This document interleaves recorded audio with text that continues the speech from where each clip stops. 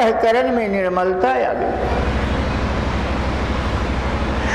और शास्त्र कहता है कि मनुष्य योनि प्राप्त करने में आपको 1,00,000 वर्ष समय लगा।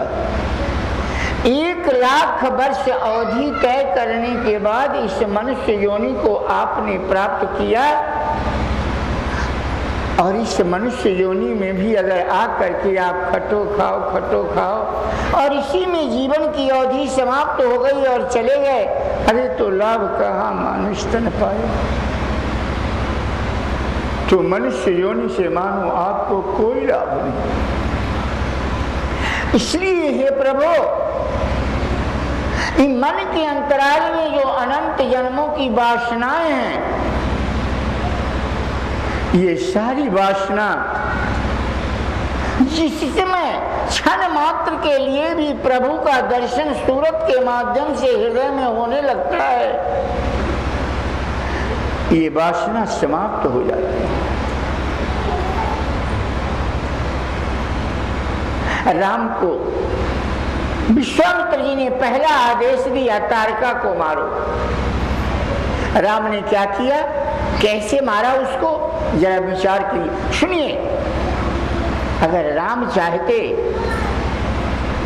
तो संकल्प मात्र से भी रावण को मार सकते थे, लेकिन राम ने ऐसा नहीं किया। राम चल करके इस साधना क्रम को आपके लिए बार बार दोहराया और चल करके जा करके लंका को जलाया, समुद्र में पुल बांधा और तब जाकर के इस मोह रूपी रावण को मार करके उसके समस्त परिवार को विनष्ट करके और फिर उस शांति रूपी सीता को प्राप्त करके राम राज्य की स्थापना किया। कारण क्या था कि राम ने आपके लिए एक चलने का मार्ग प्रशस्त किया कि आप लोगों में से जो लोग उस प्रभु की इच्छा करते हैं, अपने हृदय के उसे परिशुद्ध परमात्मा को जागृत करना चाहते हैं, अगर उससे मिलन करना चाहते हैं, तो तुमको भी इस मार्ग से आकर के इस विषय रूपी लंका को जला करके, मोह रूपी रावण को मार करके, और ये अशोक वृक्ष के नीचे जो सीता रो रही है, हमारी आत्मा दुखी है,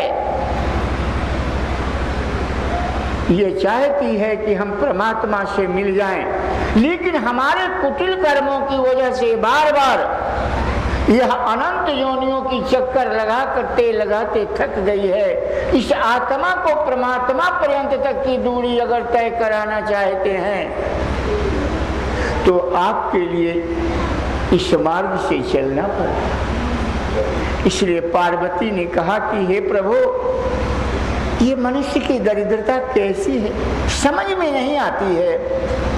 जासु भवन सुरतरु तरु होई, सही की दरिद्र जनित दुख सोई। ये आत्मा रूपी कल्प वृक्ष के नीचे ये मनुष्य का निवास है, और फिर भी इसकी दरिद्रता तो देखिए कि ये जाकर के पाथर पर सिर पटकता है, गंगा की पानी में स्नान करके अपने को पवित्र होना चाहता है। अभी अगर आप लोग कोई आगरा में रहता होगा या आगरा की यात्रा किया होगा, तो यमुना की पानी में अगर आप शौच करके अपना चूतर धो ले तो तुमको बीमारी हो जाएगा, इतनी गंदी पानी। आप कुंभ में गए होंगे तो प्रतिदिन ये अनाउंसमेंट किया जाता है कि गंगा की पानी मत पीना, नहीं बीमार हो जाओगे, मर जाओगे, इतना प्रदूषण है। हाँ, एक बात हम मानेंगे, बच्चे लोगों तो नहीं देखा, एक ऐसा समय था जब हम लोग दाने दाने के मोहताज थे, जब हमारी सरकार के पास व्यवस्था आई तो हर जगह नाला बना करके, नहर बना करके, पानी दे करके और भारत में हर करिश्मा फैला दिया। हम अन्न के मामला में स्वावलंबी हो गए। तो गंगा के पानी से हम अन्न के मामला में तो अवश्य स्वावलंबी हो गए, लेकिन गंगा के पानी में स्नान करके कोई आत्मा का प्रत्यक्षीकरण नहीं कर सकता। वो तो ज्ञान रूपी गंगा में स्नान जो करेगा वही उस प्रभु का दर्शन करेगा। अतः राम क्या करते हैं? एक ही बाण प्राण हरि लीना, दीन जानिते ही निज पद दीना। वो एक बाण क्या है? वो अनन्यता का प्रतीक है। एक भरोसो एक बल, एक आस विश्वास, स्वाति सलिल रघुवंश मणि, चातक तुलसीदास। इसलिए अगर तुम्हें आशा करना है तो एक परमात्मा की आशा करो, एक भरोसो बल। अगर कोई मान लो हमारा बाप बहुत बड़ा पहलवान है और जाके कब सेठी में झगड़ा कर लो, जब तक तुम्हारा बाप 2 महिला से आएगा तब नहीं तो तुमको मार के चला जाएगा, तो बाप का बल क्या काम देगा? इसलिए एक परमात्मा का बल ही सच्चा बल है कि जब याद करो तो बल प्राप्त हो जाएगा। एक समय की बात है कि महारानी द्रौपदी पांडव जुआ में हार जाते हैं। दुशासन खींच करके और सभा मिलाती है और उसको नग्न करना चाहता है। वो अपनी दामन फैला करके और पांडवों के पास जाती है, कहती है युधिष्ठिर तुमसे बड़ा वीर इस वास्तव में संसार में नहीं है, क्योंकि युद्ध में स्थिर रहना एक तुमको छोड़ करके और विश्व में कोई ऐसा वीर नहीं है जो युद्ध में आज तक स्थिर रहा। सज्जनों, वास्तव में जिसे आप युद्ध समझते हैं वो युद्ध नहीं है। किसी को मार देना युद्ध नहीं है, किसी पर गोली चला देना, किसी को कुछ गाली दे देना, ये युद्ध नहीं है। वास्तव में युद्ध की आवश्यकता कहाँ है? अध्यात्म में। वास्तव में युद्ध की आवश्यकता है इस आत्मा और परमात्मा के मिलन कराने में। वास्तव में युद्ध की आवश्यकता है इस दरिद्र इंद्रियों को परमात्मा के लिए तपा करके इनको शौर्य, इनको बलवान बनाने। इसमें युद्ध की आवश्यकता है। अन्यथा गीता कहती है एवं परिवर्तितं चक्रम नानुवर्तयति है अघाउरिंद्रिया रामो मोघम पार्थ सजीवति। हे अर्जुन, इस संसार में जो एक परमात्मा के द्वारा साधन कर्म चलाए गए हैं, उस साधना कर्म को छोड़ करके और जो पापायु पुरुष इस संसार में केवल मौज मस्ती करके जी रहा है, वो पापायु पुरुष इस संसार में व्यर्थ ही जी रहा है।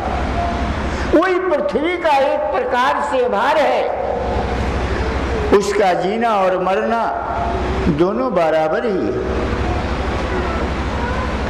इसलिए अभी 5 मिनट के लिए कथा सुनने के लिए माईदा आई है ना, दूसरे से फटाक नहीं है ससुराल की बात शुरू हो जाएगी। अरे ये सोचो, ये स्त्री योनि भी नर्क योनि है, तुम इस नर्क योनि से निकलना नहीं चाहती हो। ये कुटिल कर्म कभी तुम्हारा साथ नहीं देगा और न तो ये झूठा पर्व तुम्हारा साथ देगा। तुम्हारा साथ तो एकमात्र तुम्हारा किया हुआ कर्म देगा, न तो तुम्हारा पति देगा, न तुम्हारा बेटा देगा, न कोई तुम्हारा इस संसार में मदद करने वाला नहीं है। और जो मदद करने वाला है उसकी कथा तक तुम नहीं सुनती हो, बेमतलब की बात आकर के यहाँ भी बात करने लगती। इसलिए गोस्वामी जी कहते हैं कि राम ने क्या किया? आपके लिए मार्ग बतलाया कि अरे आशा करना है, यही बाण है। कोई ऐसा बाण नहीं था कि तीर मार दिया। भला भगवान भी अगर किसी को मारता है तब तो भगवान भी माफिया था, इसका मतलब नहीं, यही बाण है। बिहार में जाओगे तो लोग कहेंगे हमारा लड़का जो है ना, इसको बीड़ी पीने की बान पड़ गई है, इसको सुरती खाने की बान पड़ गई है। तो अगर तुम राम नाम का बाण पकड़ लो, अगर तुम्हें राम नाम की बान हो जाए तो तुम्हारे सारे विकार समाप्त हो जाएंगे, सारे दुर्गुण समाप्त हो जाएंगे। इसलिए एक भरोसो एक बल, एक आस विश्वास, स्वति सलिल रघुवंश मणि, चातक तुलसीदास। जिस प्रकार से चातक पक्षी स्वाति के जल को छोड़ करके, चाहे वो गंगा जमुना की पानी क्यों न हो, वो स्वीकार नहीं करता है, इसी प्रकार से अगर आप हमारे गुरु महाराज अर्थात मेरे दादा गुरु कहा करें कि हो ये मन बड़ा पापी है, ये मन ही कुटिल, मन ही कौआ है, जहाँ इसको भजन से छुट्टी दोगे तहाँ ये तत्काल जा करके और गंदगी पर बैठेगा। इसलिए कहीं न कहीं इस मन को लगाए रखना चाहिए। फिर द्रौपदी जाती है अर्जुन के पास। अरे अर्जुन, तुम्हारे गांडीव में वो शक्ति है कि क्षण मारत अर्जुन हूँ, हतो हुओ न दूजे बाण। तुम हमारी इज्जत बचा लो, लेकिन सिर नीचे कर लिया। भीम के पास गई, उसने भी सिर नीचे कर लिया। सहदेव और नकुल के पास गई, वो भी सिर नीचे कर लिया। पांचों ऐसे महारथी पति थे जिसके जोड़े का कोई बलवान नहीं था, लेकिन दुर्दिन में कोई साथ नहीं दिया। तब वो स्त्री ने सोचा ये जितने भी लोग बैठे हैं ना, ये सब हमारे दामन के लुटेरे हैं, और थूक फेंक दिया कि धिक्कार है मेरे को जो मैंने इन पर आशा लगाया। फिर उन सारी आशा को तोड़ दिया और तोड़ करके मन सहित इंद्रियों को सब ओर से सिमट करके एक प्रभु में लगाया। हे प्रभु, आकर के आज मेरी रक्षा कर लो। जहाँ सब ओर से मन खींच करके एक परमात्मा में लगा, कहाँ फट से चुड़ऊ पीछे आके खड़े हो गए। और सारी बीच नारी है कि नारी बीच सारी है, सारी ही की नारी है कि नारी ही की, और उसकी रक्षा कर दिया। तुमको तो एक पति है, और वो भी पति कैसा है, कमजोर है कि बुढ़ा है, रोगी है कि क्या है पता नहीं। जिसके 5 पति थे, जब उसकी रक्षा नहीं कर पाया ऐसे महारथी, तो तुम क्या इस पति पर गर्व करती हो? गर्व करो तो उस पति पर करो, उस प्रभु पर करो जो हर घड़ी तुम्हारा मदद करता है।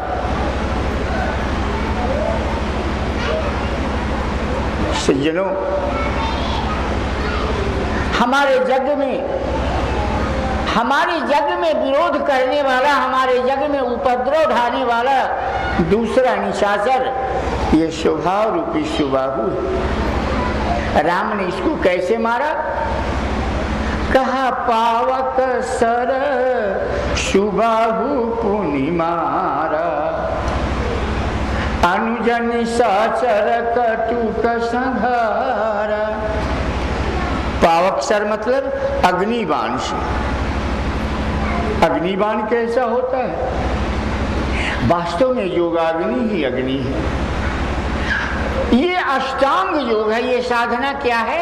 अष्टांग योग है।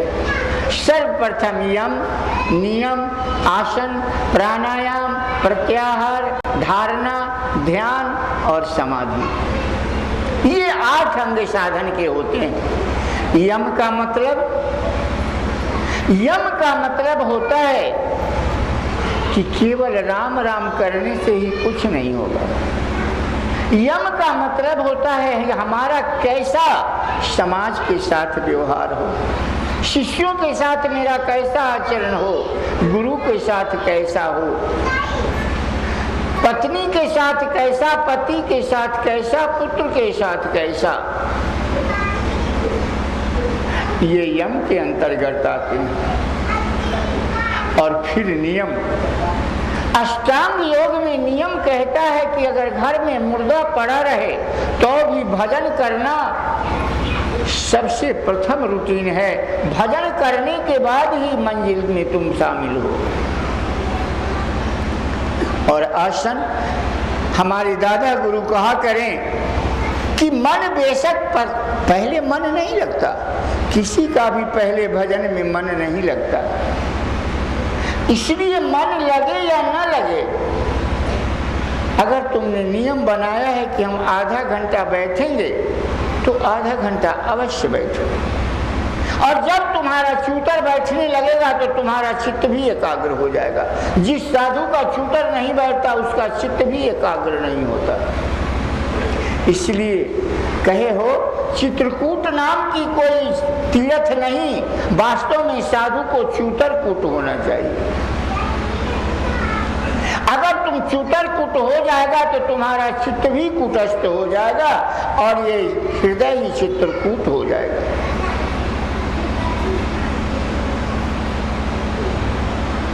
इसलिए यम, नियम, आसन, प्रत्याहार।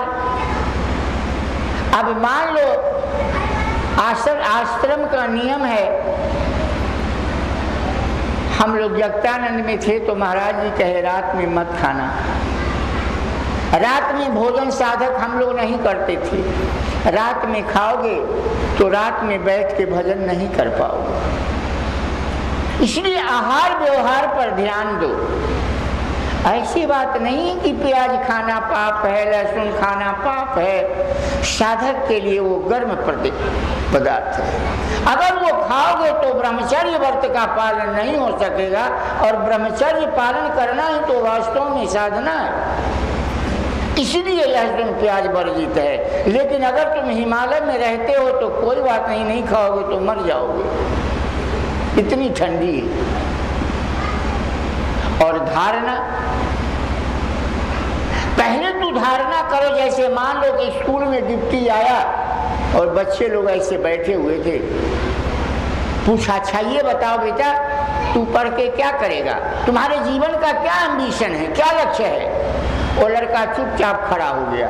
तो समझ लो कि कुछ करने वाला नहीं है, स्कूल भले आता है लेकिन अंत में जाके बंबई में टेम्पो ही चलाएगा।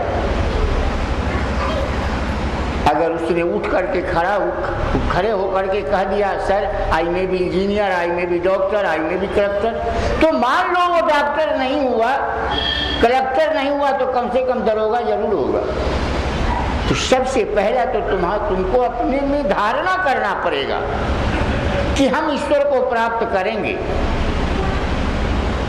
हमारे हृदय में ऐसी रिजिडिटी होनी चाहिए कि हम प्रभु को प्राप्त करेंगे। जब ऐसा धारणा करोगे तब ध्यान, तो जैसे जपस तदर्थ भावनम, गुरु ने तुमको बताया बेटा ओम शब्द का जाप करो, तो ओम शब्द और कुछ नहीं, ये ओम शब्द तुम्हारे गुरु का नाम है।